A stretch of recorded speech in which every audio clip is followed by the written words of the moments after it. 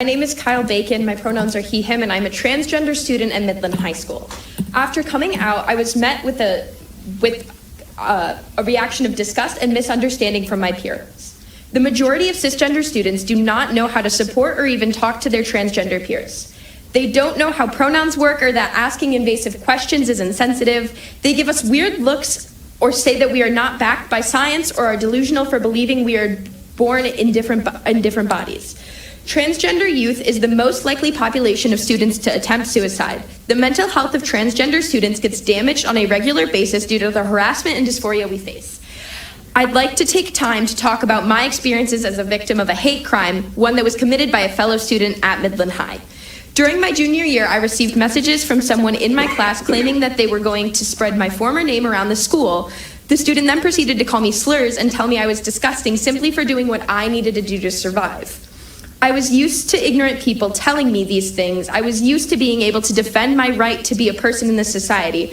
What I was not used to was what they did next. They told me they were going to kill me. They sent me death threats because I am a trans person. No student should have to fear their peers or what they might do to them just for being themselves. We should not be scared to go to school or get called names. Students should not avoid drinking at school so they don't have to use the bathroom because they fear that they will be judged or hurt.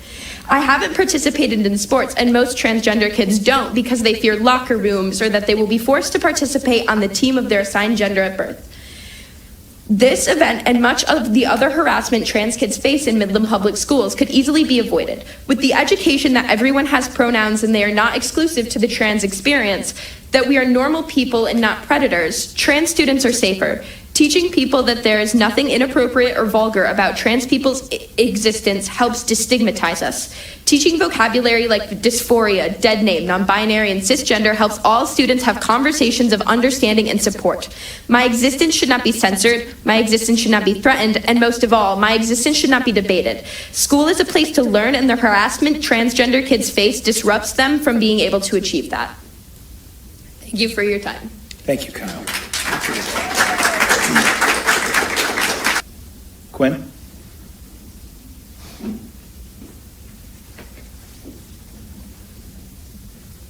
Are you Remus? Yes. Okay. Are you going to speak together? Yes. Okay. You only get 3 minutes combined. Okay. You guys good with that? Yep. All right. Gentlemen, the floor is yours. Hello, my name is Quinn and Mus. My pronouns are he, they. And my name is Remus Thurston, and my pronouns are he, him. We are two members of the MHS Student Leadership DEI group. Today, we are here to speak to you about gender identity and how it correlates with Midland High's legacy. For context, our group created a gender identity presentation to show third-hour classes. This is an essential presentation, but was considered controversial under the administration's viewpoint, making it opt-in.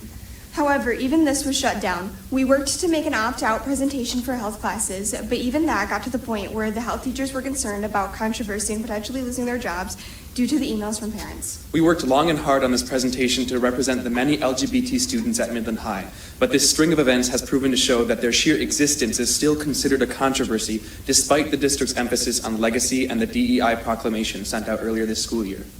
And this isn't an exaggeration. Both Quinn and I do not identify with the gender that was assigned at birth. This is a large portion of why this topic is so salient. Legacy. This year, Ms. Sherman, the staff, and the student body have made an emphasis on chemic legacy and how we improve the world around us. I want this legacy to be one of inclusion, acceptance, and being educated on the lives and struggles of our fellow students. Right now, that is not the legacy being left. Trans people, gender nonconforming people, and people who go against gender expression norms are constant victims of hate speech, slurs, and threats in our hallways. There have been death threats, threats to physically assault, beat up trans students, and many more examples I don't have time to get into. Our educational gender identity posters have been repeatedly defaced, ripped, and thrown away. This includes 4 counts of vandalism in the first 2 hours of being hung up. We need to educate to prevent these things and improve our legacy. Parent representation. An issue we are seeing is the parent representation at these board meetings and how they are affecting crucial decisions in a negative way. There is a small group of very vocal parents and adults who don't even have children in the school system that are loudly expressing that they represent the students they talk about, but they do not represent a majority of students in our schools. This is dangerous because the wishes and needs of the students, which really should be the constituents, not their parents, are not being met or even considered at some points. Our presentation would have created and helped bolster safety for trans students, but was denied due to a projected minority of angry parents' backlash, which is not how decisions should be made in this district. Proclamation. Finally, earlier this year, you sent out a DEI proclamation to students and to schools and students, but have not upheld the standards written in the document. On the digital sign outside Midland High, a slide displays the quote, "Diversity and inclusion, which are the real grounds for creativity, must remain at the center of what we do." This quote was by Marco Bizzarri. "These are empty words if we don't bring them to fruition. Part of your proclamation promises to educate about DEI topics, but it is being pushed against at every turn. We will finish with a question. Why is gender identity opt-in when it is important to the success and comfort of many students?" Thank you.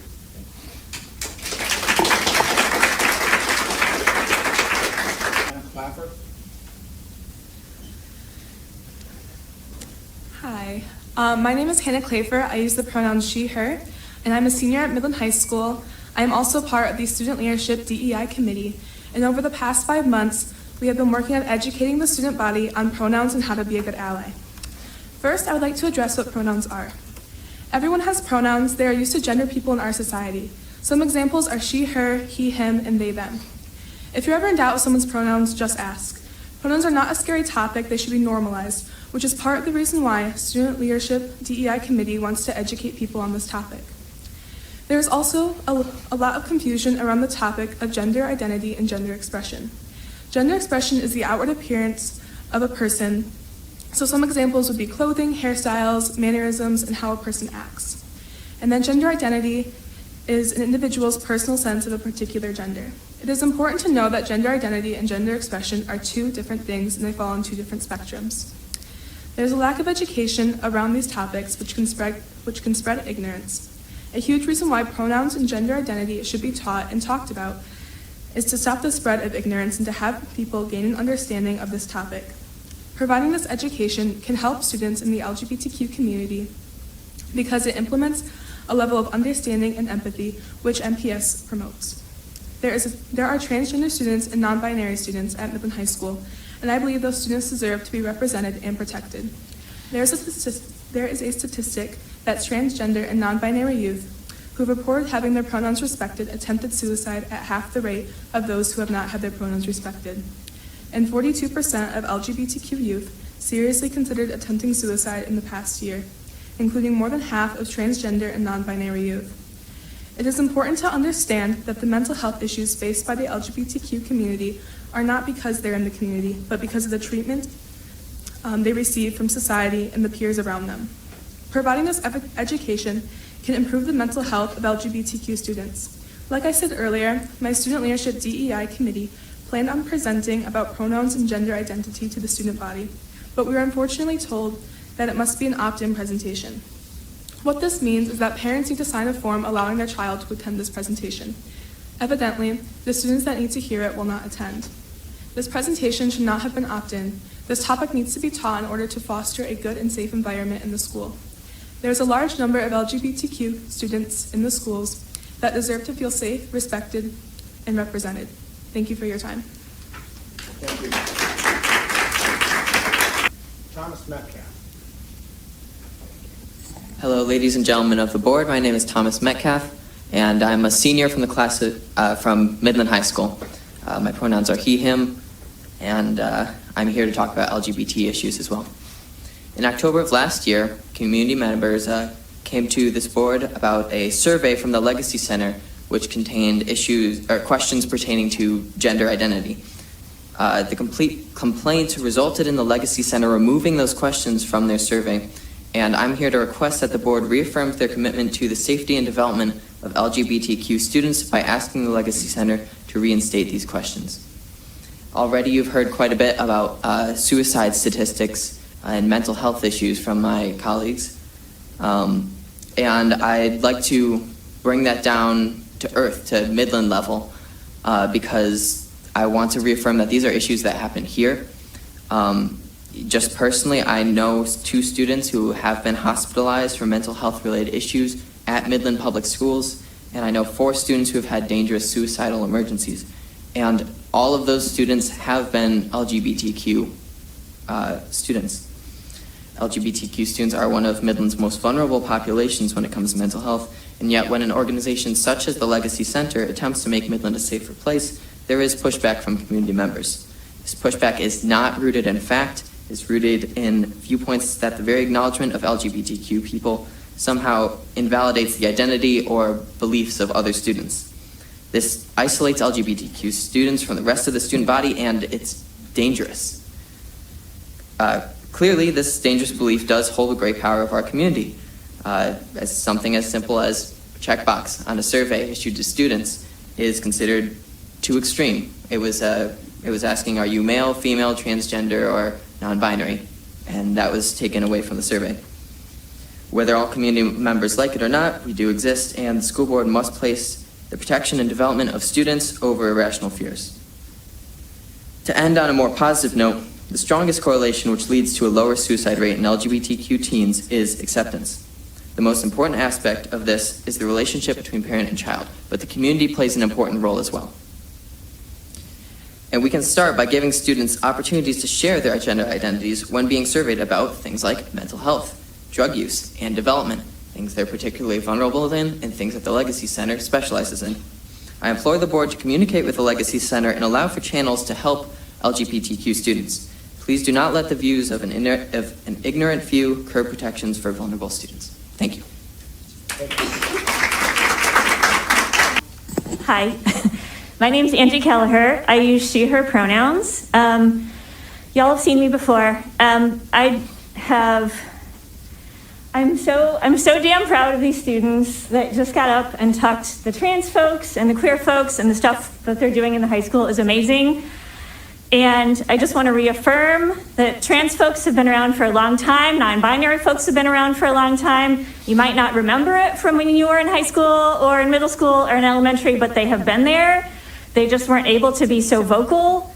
When I was a school social work intern over 20 years ago, I worked with a 4-year-old who was assigned male, but this child knew they were a girl. They knew. And their life was so stressful because of it that they pulled out their hair every day. And I have lost trans folks to suicide, and I count trans folks in my circle that I love. And I am so encouraged to see these trans students talking, and they're just so incredibly brave, more brave than I could ever be. And it tells me that we're doing something right, that they feel that they can come up and say this, but that we still have a long way to go. And so I've said to you before, thank you for all that you're doing to support them. And I hope that we keep doing more to make them feel safe and included in our schools. Thank you. Good evening, everyone. My name is Robin Baloxam, and I am a high schooler at Midland High School. I am here to talk about how it feels that there has been much done to affirm and protect LGBTQ youth in Midland Public Schools.